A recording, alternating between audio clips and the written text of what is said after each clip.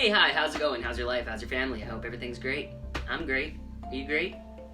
As you've probably been able to tell, I am trying to be more active on YouTube. When I was younger, I used YouTube as more of like a diary, and I don't really know what made me stop.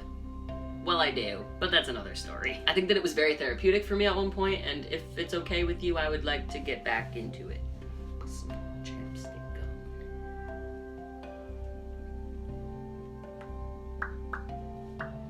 I have quite a few stories, just from growing up that I can share. And today I'm gonna talk about why I dropped out of high school.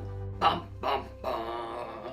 Because I did, and it happened, and it's not something that I really talk about, and it was really scary, and I was going through a lot. And I still deal with repercussions from dropping out to this day, so I know that a lot of you are in high school right now, or you are heading to high school soon. I just kind of want to reflect on the things that I went through while I was in high school, essentially how I ended up dropping out, the good and the bad that came from that, and why I regret it and don't regret it. PSA, disclaimer thing, stay in school. Just if you can do it, do it. But, you know, stay safe first. So to kind of start this story, I'm going to go back to when I was in the 7th and 8th grade before high school. Because for me, those were, like, really key years that led up to me not being successful in high school. So when I was finishing 7th grade, I came out to my closest friends. I also came out to my dad that summer and cut my hair and started going by Adam. Went back to school in grade 8. My name, everything was changed, everything was good. Didn't realize when I was like 12, 13 years old that I wasn't old enough to be on testosterone. So I took that pretty hard when I came out because I wanted to kind of jump right into it and couldn't. There's Max. Growing up, my life revolved around music. So when I got into the 8th grade and I was going into high school the following year, I didn't know what I liked or what I was good at outside of music. I'm also like not a theory kid. I've failed every music class I've ever taken. I don't know how to read sheet music. I play by ear.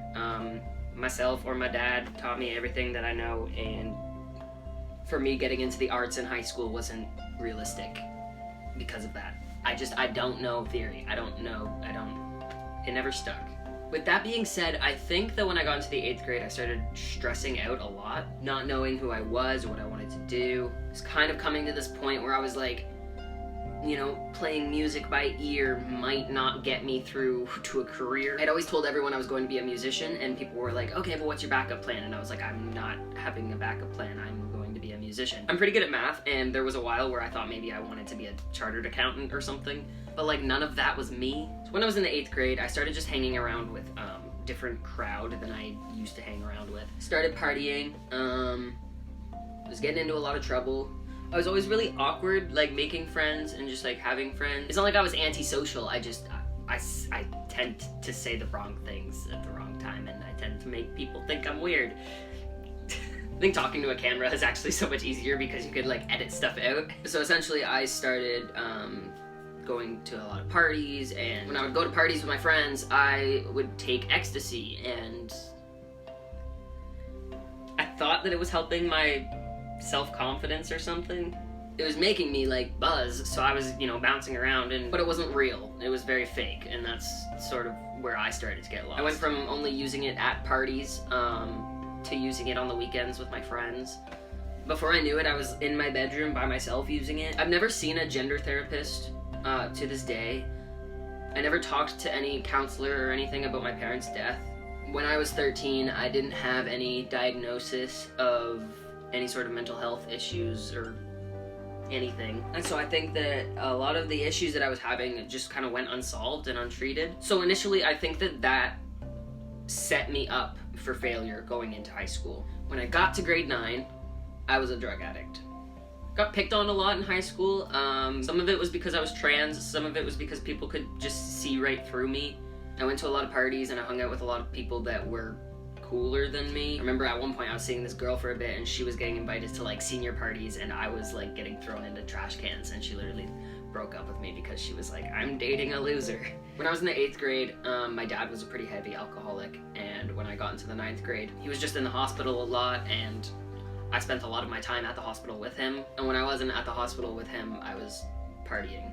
Met this girl, ended up dating her for the next couple of years. She helped me get clean from ecstasy and essentially was my biggest support when I was in the 10th grade and my dad passed away. Around the same time in the 10th grade that my dad passed away, her parents moved across the country and she chose to stay back with me. It was a really toxic relationship just from the beginning. She was very transphobic and she helped me grow this fear of not being masculine enough. And that's essentially where my over-masculinization all started, but that's another story. When her parents moved across the country and my dad passed away, we were essentially homeless. I remember we couch surfed for a bit, and I remember one time we were staying at my friend's house and we actually were hiding from her landlord because we were essentially staying and living there, but her landlord didn't know, and we obviously weren't paying rent. And we hid under the blankets as still as possible, as quiet as possible, so scared that we were gonna get caught. I remember the fear of not having a house and just kind of having everything in your backpack on your back. That was a really rough patch, just in general. I was already dealing with, I had only come out a couple years before that. I wasn't on testosterone yet, and all of the male identifying humans that were my age did not look like me anymore. I was getting misgendered left, right, and center. I just lost my dad. I was in this toxic relationship. I didn't have a home, and I was clean from ecstasy. So there was just a lot happening. Being in that toxic relationship opened up some negative opportunities where I got into a drug called ketamine. If you don't know what ketamine is, it's essentially a horse tranquilizer. I got really addicted really fast. So it was around the end of the 10th grade after my dad had passed and when I was going through all that stuff that I just kind of lost it. I had to prioritize my life at that point, and school wasn't a top priority for me.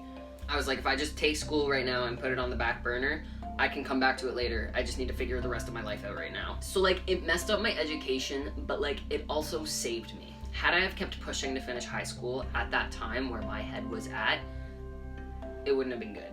I was heavily addicted to self-harm. I had attempted suicide on multiple occasions. I had been hospitalized for my mental health. I was a drug addict, became recovering drug addict, then became a different kind of drug addict. And I think the worst thing about all of it was that I wasn't talking to anyone about the things that I was dealing with or going through.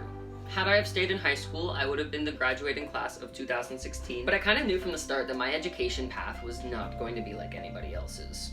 My school tried really hard to work with me for a long time, suspending and expelling kids that were giving me a hard time, just offering me different programs and putting me in different classrooms so that would work better for me. I have an IEP, which is an individualized education plan. It's essentially this document that gives me permission to use laptops and stuff in the classroom if I need to. It's definitely not that the support wasn't there, because it was.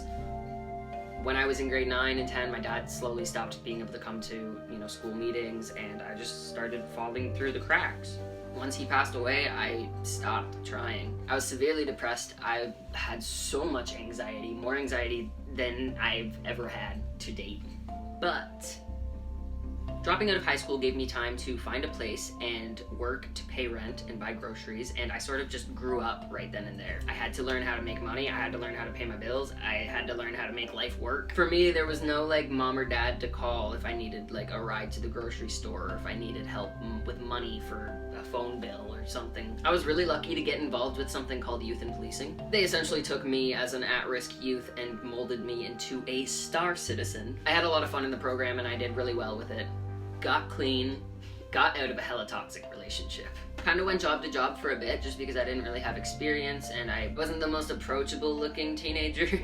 So now it's been almost 4 years since I dropped out. I'm actually in university right now too, which is, there's a program called the Academic Bridging Program. It's for students who couldn't or just didn't finish high school for whatever reason, and it kind of gives those students the opportunity to still make something of their education. It's one university course, and then should you pass that course, you can apply to the same university for a select variety of other courses without having your high school diploma. So that's what I'm doing right now. I do plan on getting my GED at some point, which, if you aren't in Canada, is essentially just this piece of paper that says, hey, this person doesn't have a high school diploma, but they have their GED, which is the equivalent.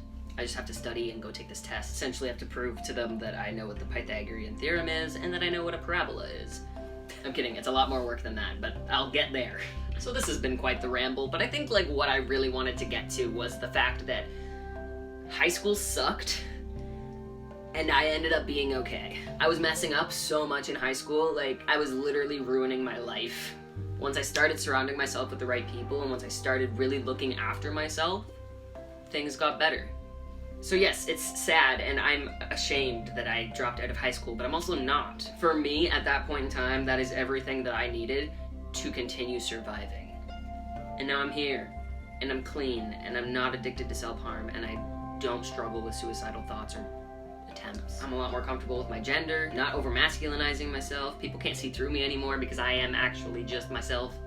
So yeah, I hope you enjoyed that story time. If you guys are curious or want to know more about my life, you can pretty much ask me anything. I'm like an open book. Some people don't necessarily agree with how open I am, but I just wish that when I was going through those things at 13, 14 years old, that there was a 20-year-old telling me that, you know, they went through that and it got better. I just called myself 20 for the first time.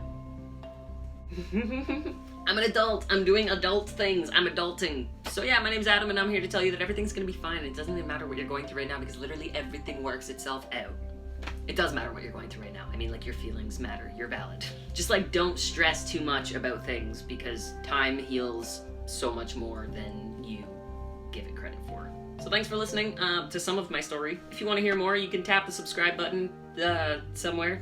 I will be making more videos. I will be more active. I'm doing the YouTube. I've also been super active on Instagram, so I'll link that below if you want to follow me there. Thank you so much for watching. Love yourself, be kind to yourself, take care of yourself, and I will check you later.